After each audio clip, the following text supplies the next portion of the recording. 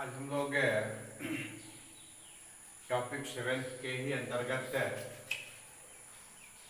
Under understanding marginalisation में schedule tribes के बाद जो सबसे निचले तबके के लोग आते हैं, जिनको हम लोग शेड्यूल कास्ट के रूप में जानते हैं, इसके बारे में जानना चाहेंगे। जैसा कि कल हमने स्पष्ट किया था कि ऐसे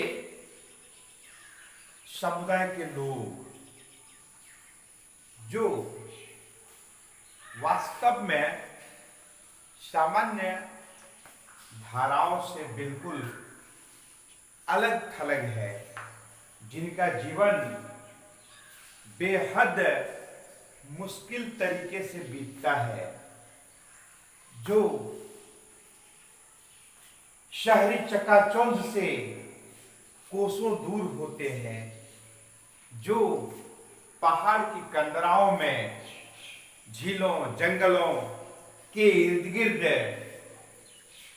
अपनी झोपड़ी बना के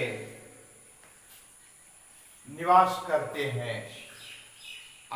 मुख्य पेशा जंगली जानवरों का शिकार करना और लकड़ी आदि काट करके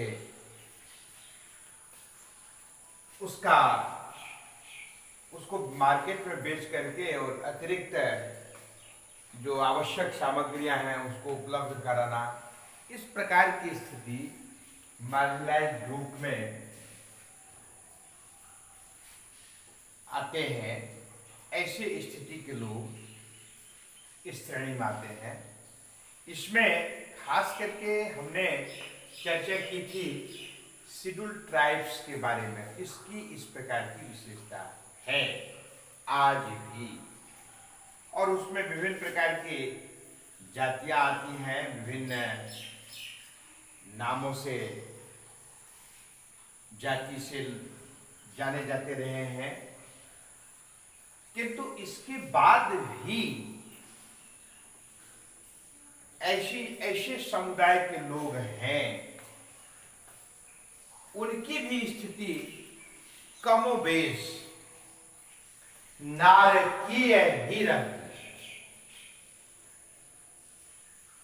ये सामान्यतया पहाड़ की खोह आदि में शेड्यूल ट्राइब्स की भांति तो नहीं रहते, किंतु ये भी उपेक्षित ही हैं समाज से, मुख्य धाराओं से। इनका भी रहन सहन का स्तर बेहद निम्न होता है। साथ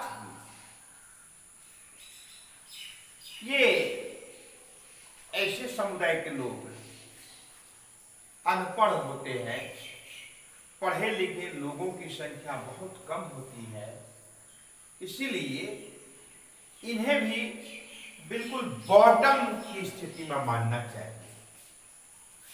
और यही कारण है कि जब संविधान निर्माण हुआ था, डॉक्टर भीमराव अंबेडकर जी ने ऐसे समुदाय के लोगों का ख्याल रखा था और स्पष्ट किया था कि इस प्रकार के समुदाय के लोग जो हैं, शेड्यूल कास्ट, शेड्यूल ट्राइब्स, इन लोगों के लिए संविधान में कुछ अलग से नियम होना चाहिए, ताकि उनके विकास का कार्य, उनके पुनरुत्थान का कार्य, उनकी प्रगति का कार्य, जो सोशल डिस्टेंसिंग है, जो मेन स्ट्रीम से, उसको जोड़ा जा सके। और यही कारण था कि रिजर्वेशन का प्रावधान किया गया था 10 वर्षों के लिए। बड़ा आदर्श दृष्टिकोण था डॉक्टर भीमराव अंबेडकर का। मानव कल्याण, और मानव कल्याण में जो वास्तव में हेल्पलेस है, all those community who are not able to survive, to struggle to their problems, it is necessary to provide some facility by the government. It is a most important thing. It was the statement of the founder, the framer of our constitution, doctor Bhimrao Ambedkar. यानी doctor Bhimrao Ambedkar चूंकि ऐसे समुदाय से belong करते थे जिन्हें कदम कदम पर ठोकर खाना पड़ा, अपमानित होना पड़ा। आपको याद होगा, आप जब इनके जीवनी को पढ़ेंगे तो किसी इनके एक गुरु हुआ करते थे जो उच्च वर्ग से बिलोंग करते थे। उन्होंने संरक्षण दिया और आज पढ़ाने का कार्य किया, आगे बढ़ाने का कार्य किया। और ये कुशाग्र बुद्धि के होने के नाते इनका चिंतन का स्तर काफी व्यापक होने के कारण भारत का संविधान निर्माता के रूप में जाने गए। और शेड्यूल कास्ट में विभिन्न समुदाय के लोग आते हैं, जैसे ऋषिदे मुसहर जाति कहा जाता है, रजक, पासवान, दास, ताती, ये ढेर सारे ऐसे समुदाय के लोग हैं जो इस श्रेणी में आते हैं। और इनकी भी स्थिति बहुत बेहतर नहीं है, इसीलिए इनका भी अधिक से अधिक इनको सरकारी सुविधा मिलना चाहिए, विभिन्न प्रकार का एडवांटेजेस मिलना चाहिए, ताकि ये भी, इस समुदाय के लोग भी मेन स्ट्रीम से, समाज की मुख्य धारा से जुड़ सके, अपना स्तर को ऊंचा उठा सके। तो ऐसे ही समुदाय के लोग इस श्रेणी में आते हैं, यानी पिछड़ा, अति पिछड़ा वर्ग के लोग जो स्वयं के स्तर पर सरवाइव करने की क्षमता नहीं रखते, ऐसे समुदाय के लोगों को भी सरकारी माध्यम से योजनाओं के तहत विभिन्न प्रकार की सुविधा देकर के उन्हें ऊंचा उठाने का, आगे बढ़ाने का कार्य किया गया, जो सराहनीय कदम मानवता के नाते, राष्ट्र कल्याण के नाते माना जाएगा। तो इसकी संख्या लगभग अपनी देश की आबादी का 16% है। ये आंकड़ा जो है वो सेंसस 2011 के अनुसार है। अब इनकी संख्या कुछ और बढ़ गई होगी, ये 2021 में जब जनगणना होगी और आंकड़ा सामने आएगा तो एग्जैक्ट आंकड़ा हम लोग के पास उपलब्ध हो सकेगा। ये अभी जो है यानी इतना परसेंट, तो अभी यदि अपने देश की वर्तमान में आबादी माना कि 135 करोड़ होगी, तो उस हिसाब से इसकी संख्या भी लगभग बढ़ जाएगी। अभी 16,66,33,700 16,66,33,700 जो लगभग उस समय में 16.2% के करीब था, इसका पॉपुलेशन था।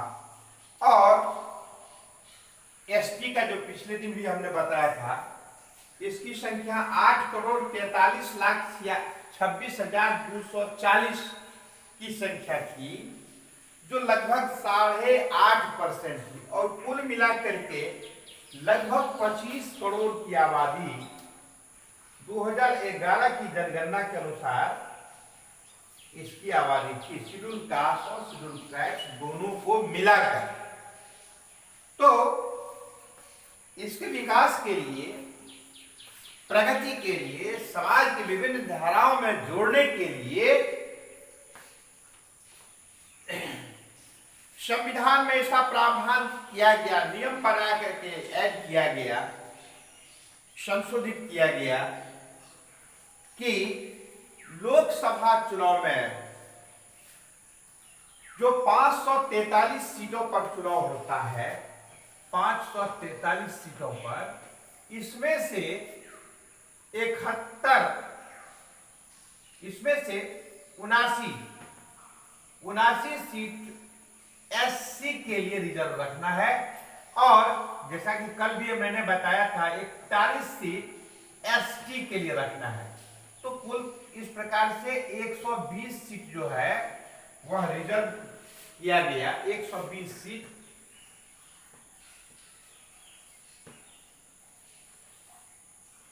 फॉर एससी एंड एसटी, ताकि ऐसे समुदाय के लोगों का भी प्रतिनिधित्व हो सके। तो इस प्रकार का प्रावधान है जो अच्छा है, किंतु जब इलेक्शन का समय आता है तो ये एससी एसटी का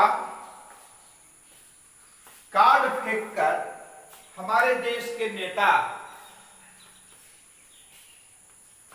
वास्तव में अपनी निहित स्वार्थ की रोटी सेकने के लिए इस प्रकार के शब्दों का अधिक से अधिक प्रयोग करते हैं। और साथ ही साथ जब चुनाव समाप्त हो जाता है तो फिर ऐसे नेता शिथिल पड़ जाते हैं। एससी और एसटी के कल्याण के लिए जो अपने आप को समर्पित मानते हैं, ऐसे कई एग्जाम्पल्स हैं, देखने को मिला है। डॉक्टर भीमराव अंबेडकर के निधन के बाद लग रहा था कि ऐसे समुदाय के लोगों का कल्याण कैसे होगा, तो कांग्रेस का बहुत बड़ा शासनकाल रहा। तो इंदिरा गांधी जी ने बड़ा बढ़िया एससी एसटी का पत्ता फेंका, अपने फेवर में करने का कार्य किया। फिर बाद के कालखंड में काशीराम हुए, मायावती है, मुलायम सिंह यादव हैं और लालू यादव जी भी हैं, किंतु जन कल्याण का कार्य खास करके ऐसे समुदाय, शेड्यूल कास्ट, शेड्यूल ट्राइब्स का जितना होना चाहिए हो नहीं पाए। और जिन जिन लोगों को इसका लाभ नहीं मिलना चाहिए, जो ऑलरेडी बहुत डेवलप हो चुके हैं, वही बारंबार इसकी सुविधा लेते हैं। ऐसे समुदाय के लोगों में आम जनों को, जिनको आवश्यकता है विभिन्न प्रकार के सरकारी लाभ का, वो मिल ही नहीं रहा है आज। हाँ, जब ऐसे समुदाय के लोग में से कोई रिप्रेजेंट करते हैं, राजनीति में आते हैं, सत्ता में आते हैं, तो वो भी सवर्णों के ही अधीन कार्य करने को विवश होते हैं। किंतु यदि गलती से वो चुनाव हार जाते हैं तो फिर बड़ा सुंदर सुहावना मौसम हो जाता है ऐसे कैंडिडेट्स के लिए कि भाई हम चूंकि इस समुदाय से बिलोंग करते थे, इसीलिए जानबूझकर गलत तरीके से मुझे हरा दिया गया। किंतु मैं आगाह करना चाहता हूं, ऐसे कई नेताओं का नाम मैं चर्चा करना नहीं चाहूंगा जिन्होंने एससी एसटी के कल्याण के लिए बहुत राजनीति की रोटी सेकने का कार्य किए, किंतु एससी एसटी का कल्याण तो नहीं हुआ, किंतु अपने परिवार को पुस्त दर पुस्त के लिए मालामाल कर दिए। खैर, तो हमें उस पर डिटेल्स में बहुत चर्चा करने की आवश्यकता नहीं है। हम लोगों को यह देखना है कि शेड्यूल कास्ट के भी की भी श्रेणी में जो भी वर्ग आते हैं, जातियां आती हैं, उन लोगों की भी स्थिति कमोबेश नाजुक ही है। इसीलिए ऐसे समुदाय को भी अधिक से अधिक प्रोत्साहित करने की आवश्यकता है, सरकारी तंत्र से सुविधा देने की आवश्यकता है, रिजर्वेशन की आवश्यकता है। आजकल तो बहुत से नेता लोग इतना अच्छा से ड्रामा करना जानते हैं कि जब इलेक्शन का समय आता है तो हरिजन के घर पर जाकर के, आजकल तो हरिजन शब्द प्रचलन में नहीं है, वो ये हो गया है एससी अनुसूचित जाति के रूप में हम लोग चर्चा करते हैं संवैधानिक दृष्टिकोण से। तो हरिजन के यहाँ, अनुसूचित जाति के यहाँ, अनुसूचित जनजाति के यहाँ जाकर के एक टाइम भोजन कर लेंगे और वो करने से ज्यादा दिखाएंगे कि भाई देखिए जन सामान्य व्यक्ति कि हम गरीबों के मसीहा हैं, हम गरीबों के, यानी ऐसे श्रेणी के शेड्यूल कास्ट शेड्यूल ट्राइब्स के श्रेणी के लोगों के सबसे बड़े शुभचिंतक हैं, ताकि ये जो लगभग दोनों मिलाकर के 16 और 24 24.5% जो वोट्स है वो हमारे फेवर में आ जाएगा।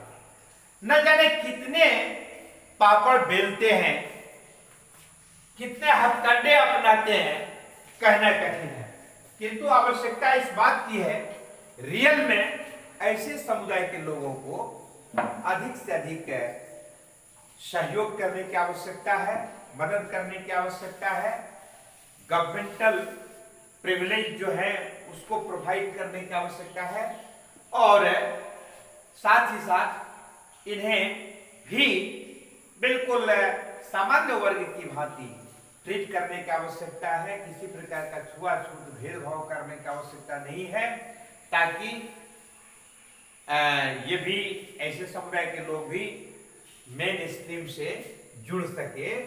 और बहुत हद तक क्योंकि शिक्षा का बहुत प्रचार प्रसार होने के कारण अब स्थिति में बहुत अधिक सुधार हुआ है, किंतु आज भी पर्याप्त सुधार नहीं होने के कारण आवश्यकता है कि अधिक से अधिक समय तक अधिक से अधिक ऐसे समुदाय के लोगों को सुविधा प्रदान करके उन्हें भी मुख्य धारा से जोड़ने का कार्य किया जाना चाहिए, हो भी रहा है, और अधिक तीव्रता से इसको आगे बढ़ाने की आवश्यकता है, ताकि राष्ट्र का और भी द्रुत गति से विकास होगा।